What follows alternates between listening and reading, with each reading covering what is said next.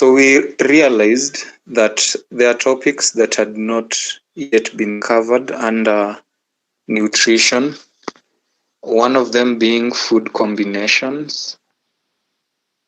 There are two topics that had not been covered. Just trying to get back to the topics that were not covered. Yeah, so we were to look at menu planning. That's what we had left to cover in our topic on nutrition, and a bit of combining of these foods. And so we decided that we should do that today and tomorrow, but unfortunately our tutor for nutrition isn't around today. So we'll just do something that we were supposed to do in August on natural remedies. The slides that I'm using, they're not my slides, but I found them very helpful when I was going through them. I found them very, very interesting. Some of them are things that we've covered, and some are things that we just mentioned in passing. And so I believe by repeating what we did cover initially and also expounding them more will really help us understand and just have a grip on all this that we are learning. So I'm getting my Bible ready. So let's believe and pray as we study. Let's believe and pray. Lord, we thank you today. We want to start studying a study on natural remedies. May you help us and give us the ability to understand what you have for us today is my prayer, trusting and believing in Jesus' name. Amen. So there are two statements that I want to make. Statements that I never made initially. Number one, the first statement is herbs, or rather not really herbs, but drugs without information is poison. That's the first statement I want to make before we even begin this class. So drugs without information is poison. Can somebody kindly remind us what we said drugs are, the definition of drugs? Somebody.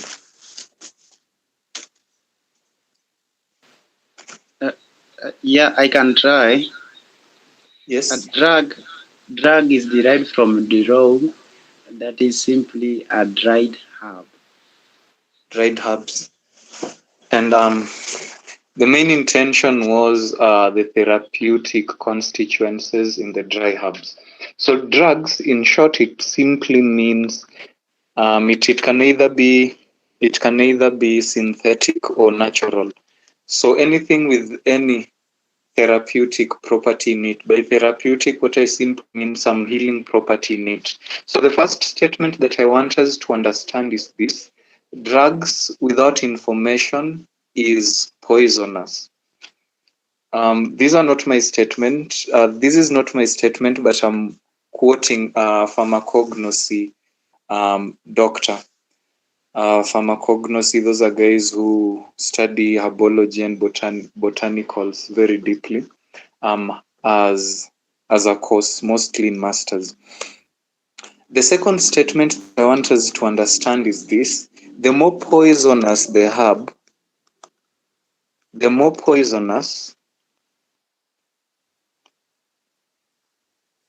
the herb, the more poisonous the herb, the more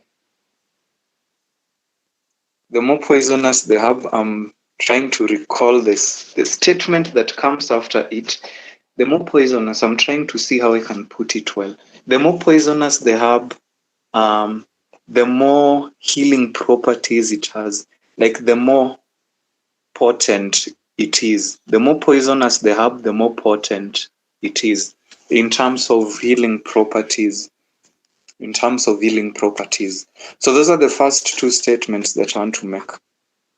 And then thirdly, I want us to read from Ministry of Healing, page 127. Somebody there can kindly read paragraph 3.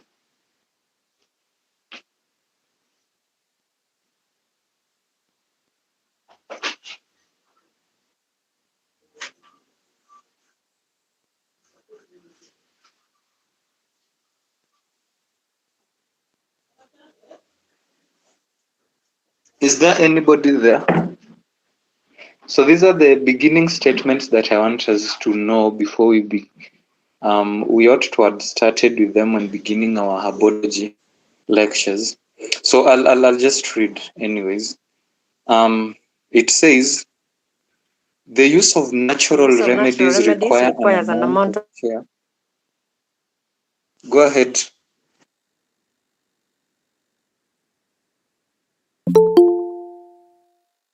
Please repeat the page.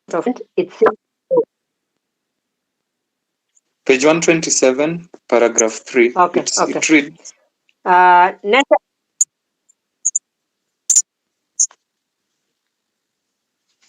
Do you hear me? Yes. Let me start. The use of natural remedies requires an amount of care and effort that many are not willing to give. Nature's process of healing and upbuilding is gradual, and to the impatient, it seems slow. The surrender of hurtful indulgences requires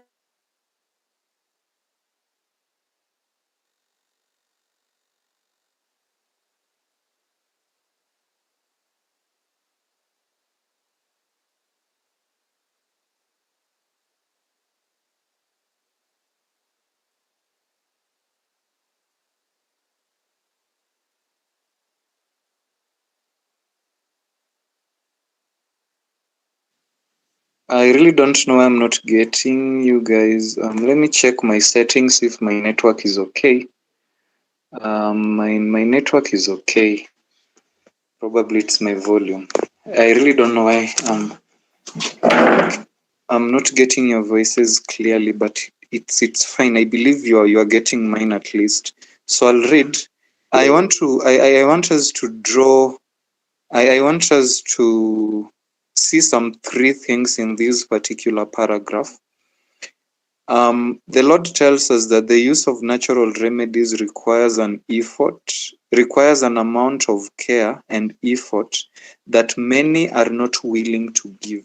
So in using natural remedies, there are three things that we need to know. Number one is the effort that is needed of us in administering these remedies. I don't know where my pen is. Normally prefer writing when talking, and today it's so unfortunate. Okay, there's a pen here close. So the first thing that we need to, oh no, this one also is not right. Just give me a minute to get a pen. I normally prefer writing while speaking.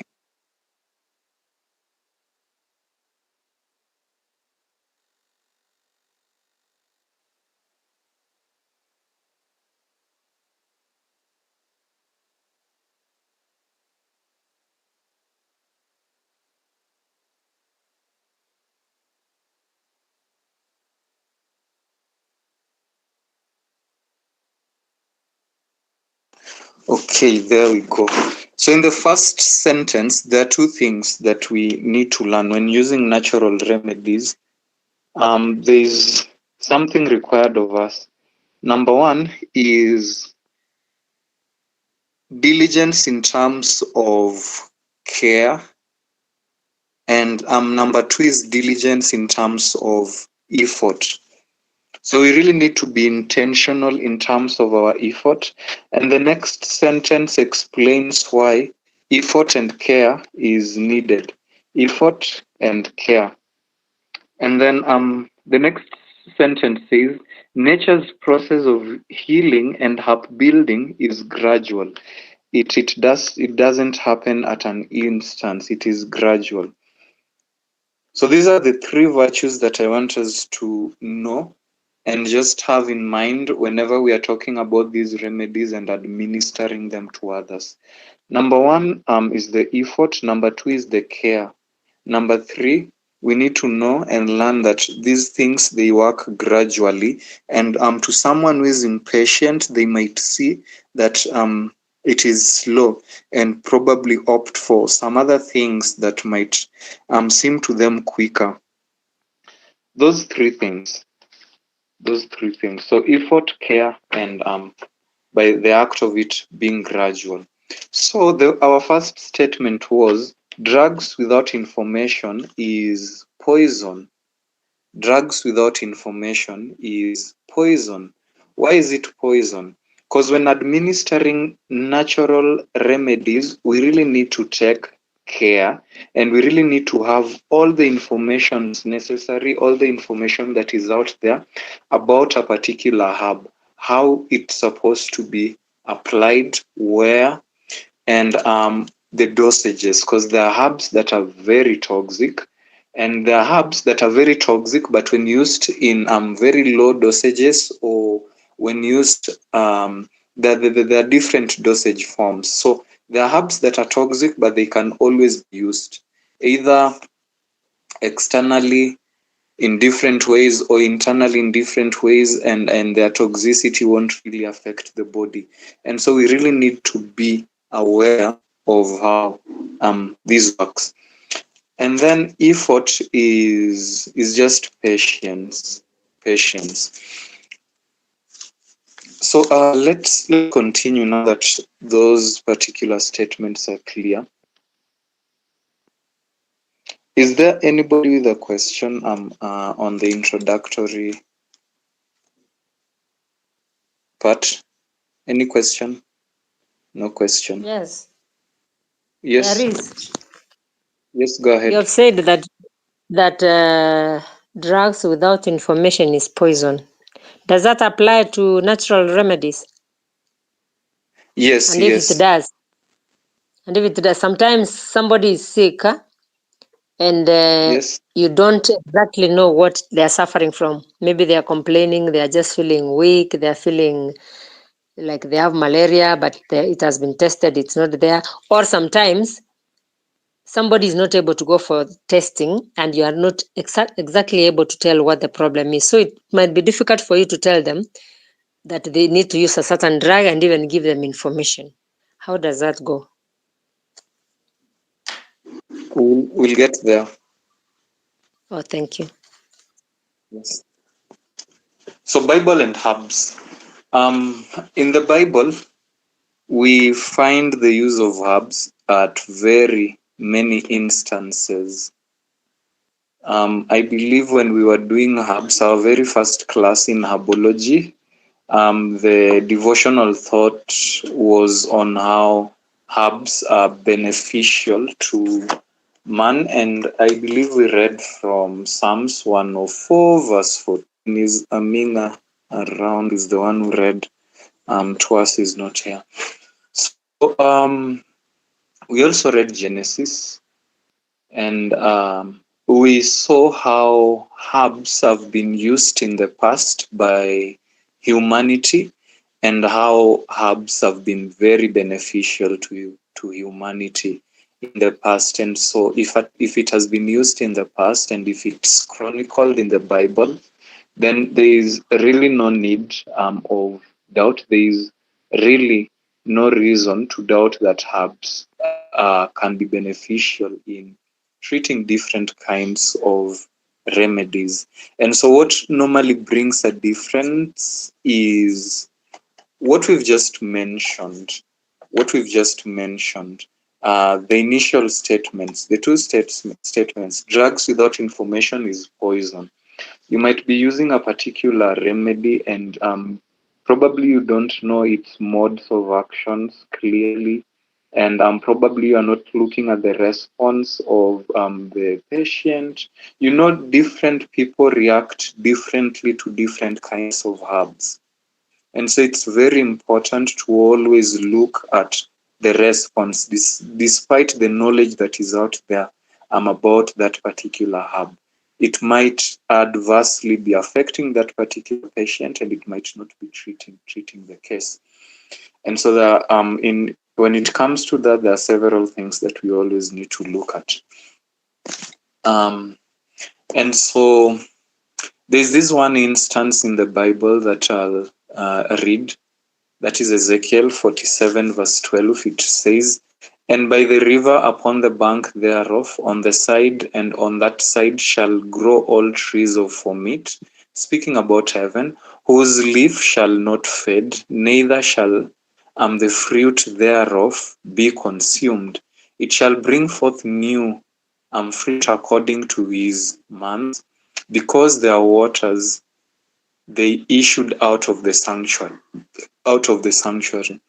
And the fruit thereof shall be meat, and the leaf thereof for medicine." This is a prophecy that Ezekiel was giving. It's a twofold prophecy. It referred to the reinstatement of, like, the Israelites being reinstated back to the land of Babylon. And not really the land of Babylon, but being taken back to their land in Jerusalem after they had been after the 70 years in captivity. The Israelites were attacked at around I think it was 508 before Christ. I'm really not sure, but Israel was attacked by Nebuchadnezzar, and they were taken into captivity in Babylon, and they took 70 years there. And so these are some of the prophecies that Ezekiel was giving about them going back to their land, about them going back to their land. And it's a twofold prophecy in that it refers to their reinstatement in Canaan, and it also refers to the heavenly Canaan. So I just want to call our attention to the heavenly Canaan. Using Revelation chapter 2, verse 1 to 2. Thank you, Elisha, for that. "And he showed me a pure river of water of life, clear as crystal, proceeding out of the throne of God of the Lamb. In the midst of the street of it, and on either side of the river, was there the tree of life, which bare 12 manner of fruits, and yielded her fruit every month. And the leaves of the tree were for the healing of the nations." The same thing that Ezekiel mentions. Ezekiel says it specifically, the leaves thereof shall be, like the leaves, he equals the leaves to medicine. And so not really despite, but herbs have always been used in the past, and it still will be used in heaven to cure, to heal the nations, to heal certain differences that currently exists in amongst different nationalities. And so these are just examples of herbs that are mentioned in the Bible. We have balm, we have myrrh, we have the balm of Gilead, we have myrrh and aloes, and several other herbs that are listed in the Bible. We have mint, anise, cumin, and cinnamon. There are several types of herbs that are listed in the Bible, and these are the herbs listed in the Bible. And so Hippocrates, there is this guy called Hippocrates. He is known as the father of medicine. He's a Greek. He's a Greek, and medicine started from him. The reason why he's known as the father of medicine, initially healing was likened to supernatural beings. The pagans used to have different types of gods. They used to have the gods of love, the god of farming. They used to have different types of gods, the god of healing, and all that. And so healing used to be it used to be traced to some supernatural power. But Hippocrates was someone who was let me say, open-minded. And instead of acquiring his healing knowledge from these supernatural beings, he reasoned out things by himself, and he came up with very great ideas in the medical field. And yeah, he never linked them to any supernatural being, and that's why he's called the father of medicine. Medicine existed before him, healing existed before him, but he was the very first self-thinkers in this field. So prior to his time, the treatment of diseases was in the hands of priests, but Hippocrates showed that disease had only natural causes and removed the treatment of disease from priests. He insisted that only nature could heal the body and that the physicians were only nature's helper. He used this rule in his practice, treating his patients with herbs, proper diet, fresh air, proper exercise, and attention to the correct habits of living conditions. The use of herbs in the written record actually dates back for several thousand years before Christ. The Chinese, the Sumerians, and Egyptians all used plant for medicinal purposes. A Chinese book on herbs dated 2700 BC lists over 300 plants with their medicinal uses. In Old Testament times, several herbs are mentioned, including aloe. And so don't forget that herbs do not usually give rapid results as drugs. They don't give rapid results at all as drugs because of their milder action. Because of their milder actions. But yeah, because of their milder actions, let me just read it all and then explain. Herbs must be taken over a period or weeks or even months, depending on the condition being treated, in order to produce a lasting beneficial effect. In general, the longer the disease has been present in the body, the longer it will take the herbs to have a noticeable effect. Barbara O'Neill normally says that if you've been diseased for 1 year, then when you start using herbs and do some natural, like the lifestyle changes, you'll take at least 6 months for you to now start seeing some real changes, for you to recover. If it's 6, she says you'll take about 3 months for the herbs to help. If it's 3, you'll take about 2.5, not really 2, but 1.5 a month. And so the usage of natural remedies, normally it's gradual. And it's not like drugs. But we thank God that we nowadays have extracts, and extracts are normally more concentrated than the herbs that we locally, not really locally, but they're normally more concentrated than the herbs that have not been extracted. What am I trying to say? We have extracts like tinctures. There are some that are alcoholic, there are some that are not alcoholic, and they're they normally have they don't have a rapid action, but they're normally not milder as herbs that have not been extracted. But the bottom line is there is effort, a lot of effort that is needed when using herbs. There is a lot of care that we really need, and we also need to learn and know that nature works gradually. We need to learn and know that nature works gradually. And we also need to learn that different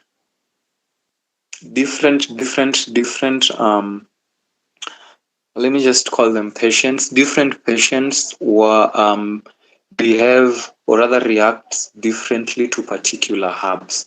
And so in using herbs, you also need to consider the response that the patient is having. The response is very, very important.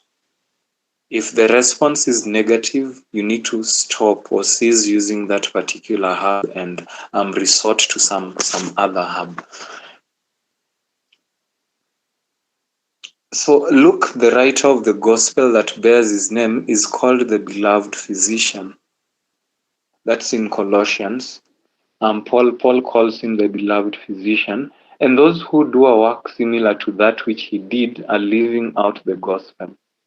Luke is called the beloved physician. Paul heard of his skill as a physician, and he sought him out as one to whom the Lord had entrusted a special work. He secured his cooperation in his work. After a time, he left him at Philippi. Here, Luke continued to labor for several years, doing double service as a physician and a gospel minister. He was indeed a medical missionary. He did his part and then besought the Lord to let his healing power rest upon the afflicted ones. That's what we need to do.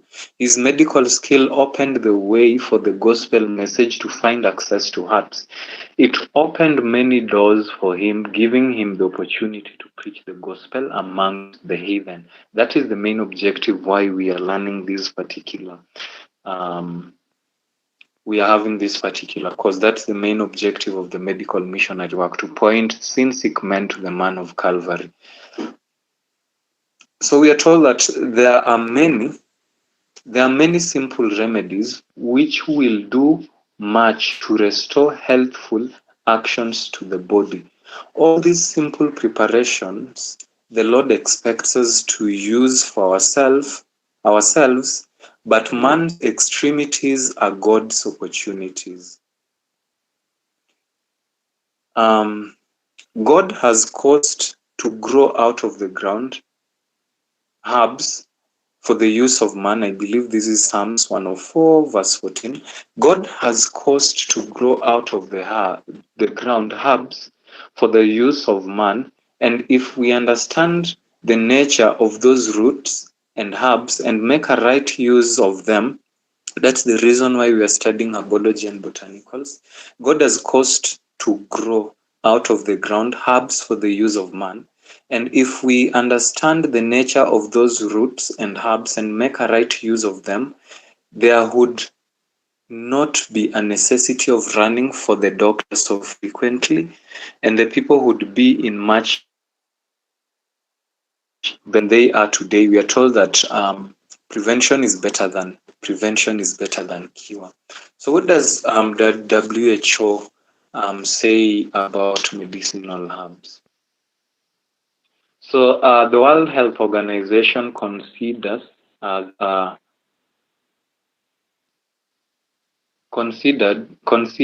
a medicinal herb any vegetable containing in one or more of its organs any substance that can be used with the therapeutical aim. That's an herb. Or as raw material for chemical pharmaceutical synthesis. There are some drugs in the pharmaceutical industries that extract therapeutical constituencies from plants. At present, according to the World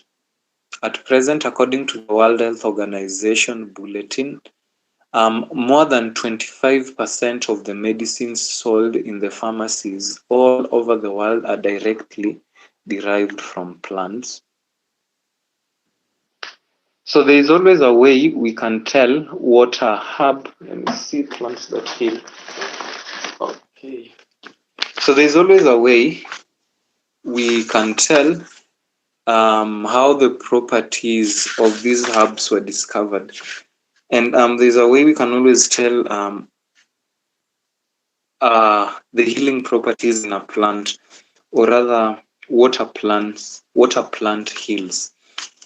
Let me give you an example. Those of us who know Lantara Kamar, anyone who knows Lantara Kamar can just raise your hand. Lantara Kamar. Anyone who knows it? Okay. To those of us who know Lantara Kamar, I know. you'll agree with me that the fruits, they more of look like the alveolar, the air sacs in our body, in the lungs.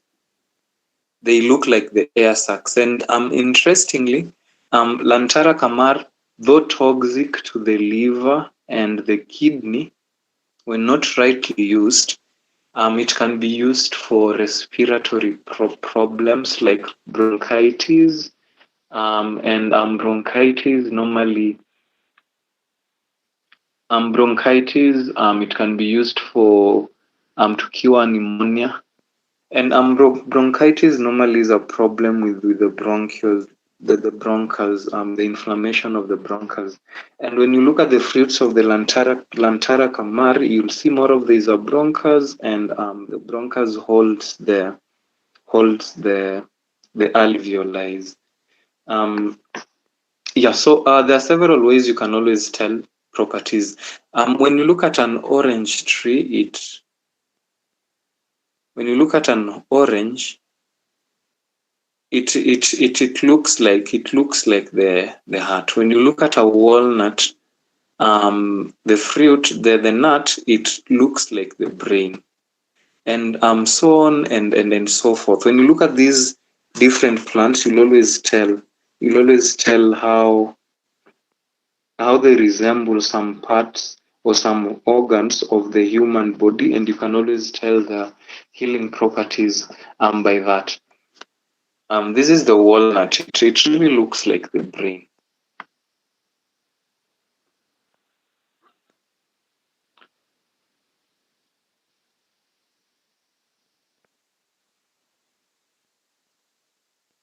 So I'll skip this slide because we had talked about Hippocrates. We've not talked about alchemy. So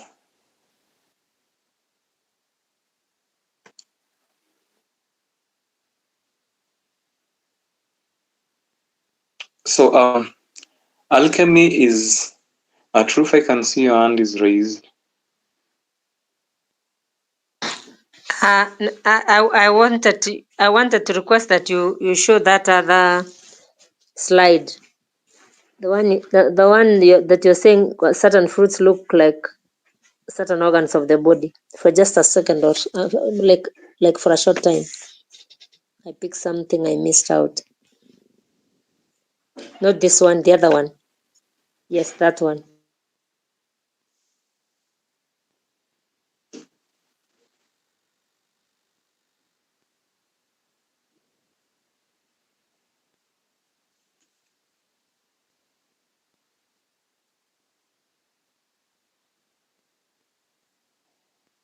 Thank you. That's okay. Okay, so we can continue. So we said that Hippocrates is the father of medicine, and we saw what he advocated for. He more of advocated for New Start and lifestyle changes for the recovery of disease. But there's this other guy, alchemy. He introduced a lot of chemistry to this particular practice of herbology. No, not really herbology, but of medicine, and he's known as the father of pharmacology. The father of pharmacology. Pharmacology simply means studying drug interaction and how drugs interact with different organs in the body. So interested in mineral purification, applied the art of human healing. So it more of deals with chemicals, and from the chemicals he studied how they can positively give life to the body towards recovery. And some of the things that were introduced at that particular time were using mercury, which with time we learned that was very, very harmful. And that really wasn't needed. So we are told that people need to be taught that drugs do not cure disease. We'll define and know what she meant by the word drugs that don't cure disease. It is true that they sometimes afford present relief, and the patient appears to recover as the result of their use. This is because nature has sufficient vital force to expel the poison and to correct the condition that caused the disease. This is what Hippocrates said. This is what he stood for. Health is recovered in spite of the drug. But in most cases, the drugs only changes the form and the location of the disease. Often, the effect of poison seems to be overcome for a time, but the results remain in the system and work great harm at some later period. So this was a time when science really had not that much advanced, and there are certain treatments that were being used that really were working against our bodies. An example is using mercury to cure diseases. We talked about bloodletting. I believe we still remember bloodletting, where they believed that the main cause of disease was an abundance of blood in your body. Like they believed that disease lied in the blood, and in an abundance in when the blood is in abundance. And so if they let the blood out, then you'll become and recover. You'll become of good health. But then later on, when a lot of research and when a lot of research was done on the human anatomy and physiology, they realized how important the blood is, and they moved away from that. So there's a lot of practices that was being done at this particular time that was working against our bodies. And there are those that still are used. And so drug medication, as it is generally practiced, is a curse. Educate away from drugs, use them less and less, and depend more upon hygienic agencies. Then nature will respond to God's physician. Pure air, pure water, proper exercise, a clear conscience.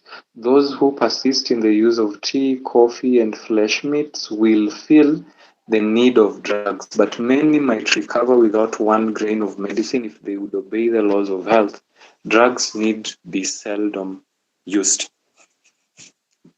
So drugging should be forever abandoned.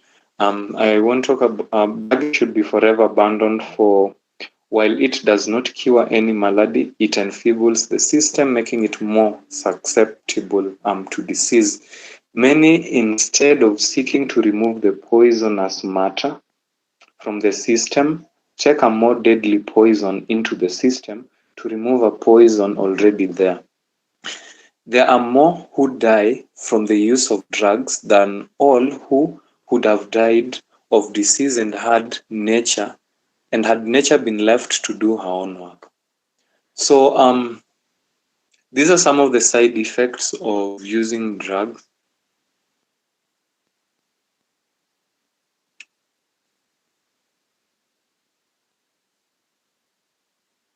These are some of the side effects.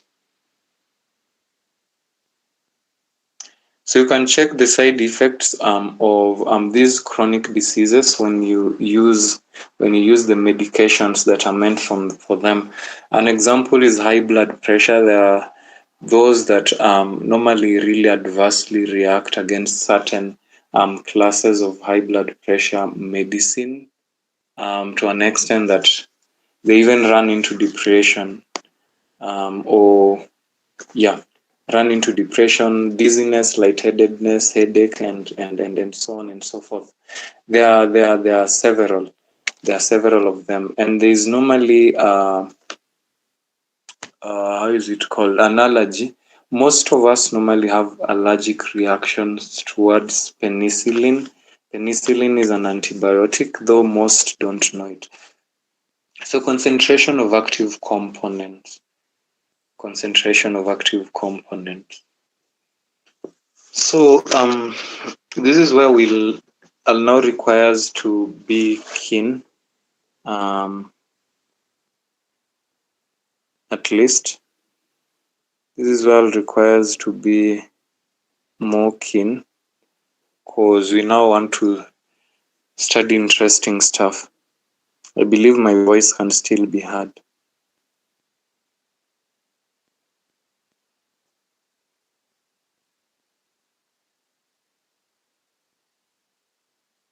Yes, we can hear. Thank you. So there's one important thing that there are three important things that we need to know when it comes to using herbs. Mostly if we are to extract them by ourselves and use them by ourselves. The very first thing is the age of that particular tree or that particular plant you want to get the herb from, because the active components are of import to us. So number one is the age. Number two is the climate in which it grows and the soil.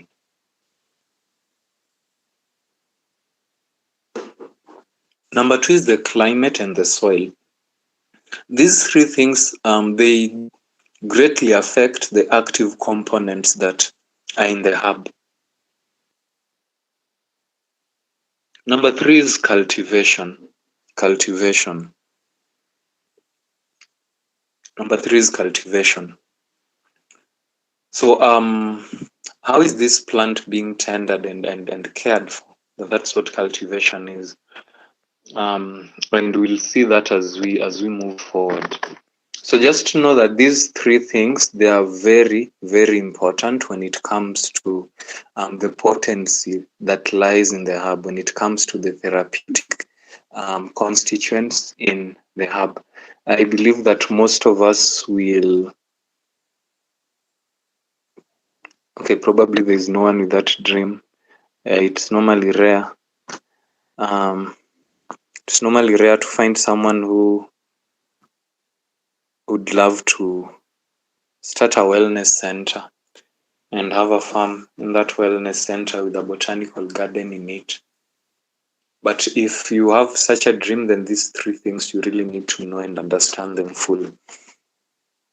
So the active principles or the active components in the blood, in the plant normally, these are the six things that normally have healing properties: the glycosides, the alkaloids, the minerals, the vitamins, the lipids and fats, and the carbohydrates. When we look up at pharmacology, we'll understand what these are. So let's just get to gathering of herbs. Let's get to gathering of herbs.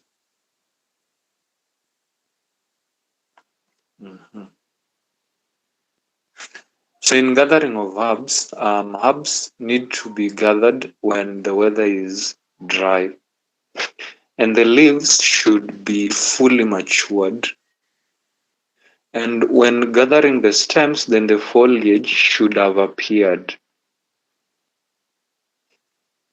For the stalks and the twigs, they should be gathered during autumn. For those of us in Africa, that would be, we normally just have the cold and the dry seasons, and so herbs should be gathered during the dry season, during the hot seasons, or rather just the dry seasons. So the bulbs, you should take the ones that have newly developed. When taking the rhizomes and the roots, you should take them before the plant flowers. For the back, those of us. Mwalimu, please repeat. Which particular point? When you are talking about stems when foliage appears, and then this autumn, I don't know what that means now. If we could customize it so that I understand. Okay. There are 4 different seasons that's in the West. There are 4 seasons in the year, and in order, the very first season is spring, and immediately after the spring we normally have summer. Immediately after the summer we normally have what is known as fall or the autumn, and then immediately after that we normally have the winter. So we have 4 seasons mostly in the West and in Europe, but in Africa we only have two types of seasons. That is the hot season and the hot and dry season, and then the hot and the hot, dry and warm season. That is one, and then the second season is the rainy season. That is the wet and cold season. So to those of us who are in areas that are experiencing all these 4 seasons, I believe that you understand what autumn is. I believe that we understand what autumn is. But to those of us who are not there, probably I could just explain it a bit. I can explain it, though it really doesn't matter to us. So so as I said, autumn season it comes before winter and after summer. Summer is normally the sunny season. So autumn normally welcomes the winter, and winter is normally the dry season, and it's normally very snowy. And so the temperatures, they normally start decreasing at autumn. I think that's explanation enough probably to know at least. So to us, we can liken autumn to the dry season, and winter also to the dry season. So the stalks and the twigs should be harvested during the dry season. Is that clear? Yes, thank you. Okay. And for the back, they need to be the spring. That means they need to be collected during the hot season. And then flowers, you should collect them when they're just about to bloom.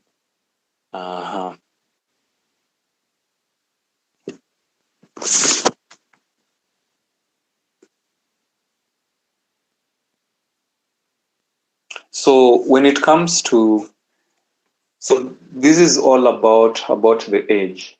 This is all about the age. This is all we need to know about gathering herbs in terms of age. And the second thing I want us now to see is the soil. We've seen the age and the climate. So the second thing I want us to see now is the soil. So avoid plants that grow in polluted places that are dirty, because they might take in toxic substances when into them, and that might affect us. So just avoid plants that grow in polluted places. I believe that conscience will tell us, or will know areas where not to get our plants from. Somewhere you cannot take a plant, wash it, and cook. Like if it feels disgusting to take a plant from on area harvest some vegetable area, wash it, and then just eat and cook it that way directly, or prepare it as a salad. So in such areas, that's just an explanation I'm giving so that we can view you can view the statement in the light that I'm seeing it. So yeah, in polluted places, an example is dump sites. An example is aside from dump sites is just places that are dirty. So gather only healthy and clean plants. Be sure that the plants are dry. Identify the plant. Plant identification is very important. There are plants that normally almost look similar to each other, and you might mistake them. Gather parts only. Do not destroy them. Do not destroy them. Never mix different species. Never mix different species, and we'll understand why we should not be mixing different species, because there are certain herbs that will always override the action of the others. That's one of the ways. So how do we dry? How do we dry herbs? Clean room which has no dust, away from sunlight. That is what is the term for it? Uh, how is it called? Is it called um how is it called? Shade drying. Yeah, shade drying. Drying them in a shade. Yeah, drying them in a shade. So just dry your herbs if at all you want to go this way. Just there are certain herbs that actually you'll always not find sold in the herbal stores. The local herbs that are found around you, you will always not find them sold in the herbal stores. So clean room which has no dust, away from sunlight. And there are parts that you should dry in sunlight, like the roots and the barks. It's okay to dry them in sunlight, but the delicate parts like the leaves, the flowers, the buds, they should not be dried in sunlight, but they should be dried in a shade. So in drying, ensure that you guard them from getting moldy. Just guard them from getting molded, because molds can lead to bacterial, not really bacterial, but fungus growing, can lead to fungus growing, and it's also a cause of cancer. One of the cause of cancer as.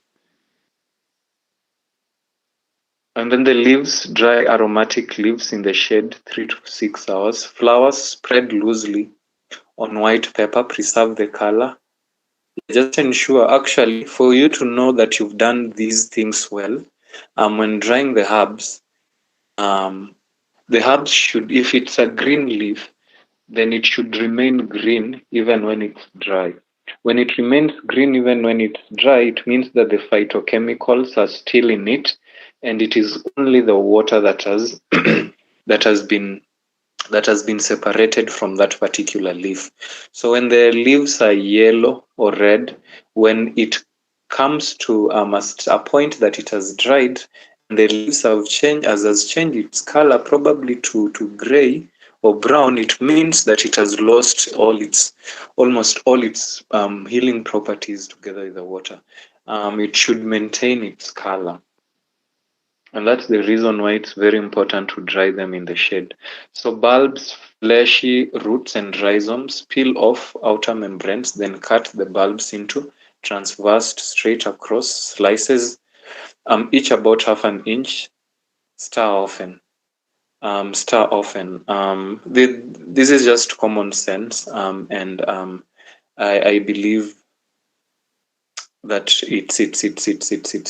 it's not really very, like, you don't need to do it the way it has been written there, but cutting it would help in cutting them into smaller pieces will help in reducing the time that it uses to dry. Number one, it will help reduce the time that it uses to dry. Yeah, so it's okay to cut them and also to use them that whole, and for the roots and the rhizomes, I said it's okay to dry them in the open, in the sun. So barks, twigs, and roots, dry them in the sunlight. Mm-hmm. So in storage, we mentioned that the best way to store your herbs is in a glass jar. And the glass jar, it should be airtight. Number one, it should be airtight. And number two, when it is this, it should be opaque. Like light should not get inside. It should be opaque. But when you can't find ones that are opaque, and you use jars that are this visible, you can always keep them away from sunlight. So use glasses, ceramic, metal, fabric, or paper or cardboard containers. Glasses are the best. Dark, cool, and dry places. That is where you're supposed to store your herb. Dark, cool, and dry places. Labeling, that's very important for you to know what you're dealing with, unless you are an expert, and you can tell the difference probably in taste and color of the different herbs. But it's a very good principle to label, and then you should check periodically. It's very easy for them to get molded. It's very easy for them to lose their therapeutic quantities. And so a herb, normally it takes approximately, when it is a dried herb, approximately 2 years. For extract, it can always take more than 2 years. For alcoholic extracts, they take the longest time, almost more than 5 years before getting bad. For these other ones, dried ones, you have to check periodically, because they can even spoil after 1 month if water goes to them and all that. It's very easy for them to spoil. So it's very important for them to be stored well. So I believe we had mentioned this at least. We've not talked about juicing. We will. So I'll just move to the next slides. So methods of use, these ones we've talked about, and it was also even said. So we just think we can end our class at this particular point, because for enemas and these other things, we'll mention them. These ones I've talked about. So I think we can now just end our class at this particular point. For truth, we'll get to your question. Your question should actually be answered here. The properties, the actions of the herbs here. These actions would really answer your question perfectly. Mostly there are more than 50 properties of herbs. Yeah. So we'll end our class here for today, unless there's a question.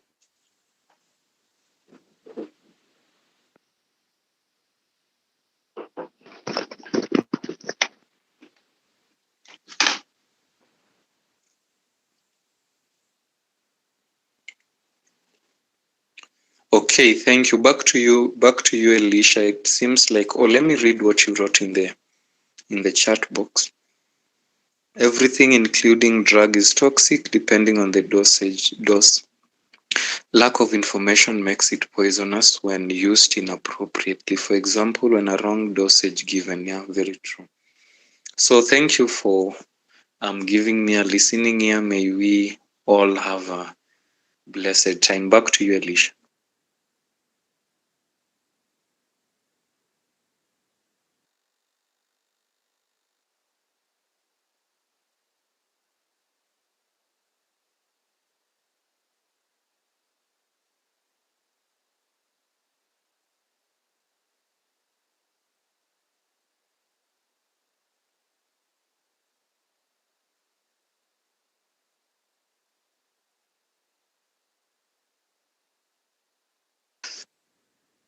Elisha is not around, so I'll just say a prayer and then we'll close. We'll end our class. Let's believe and pray.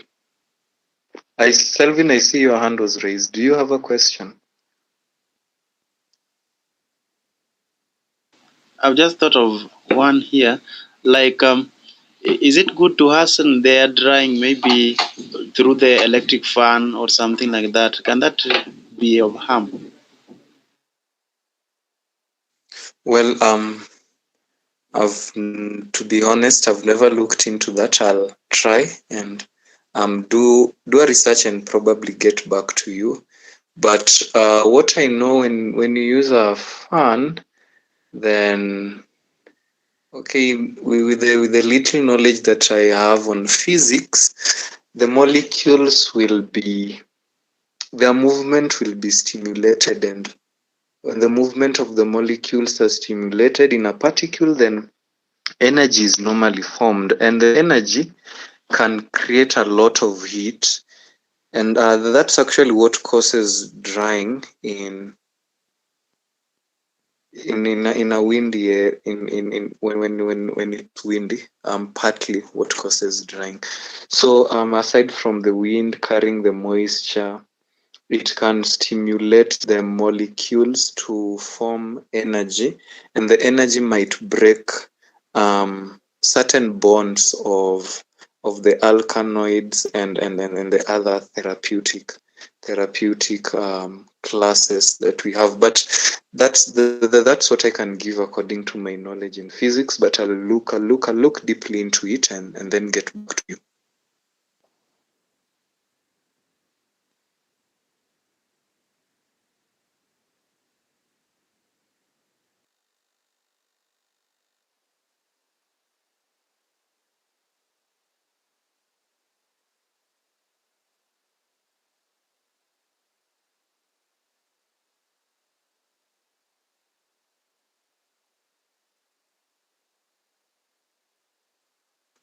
So let's believe and pray, and then we'll end our class. Lord, we thank you for being with us throughout this hour of study. May you keep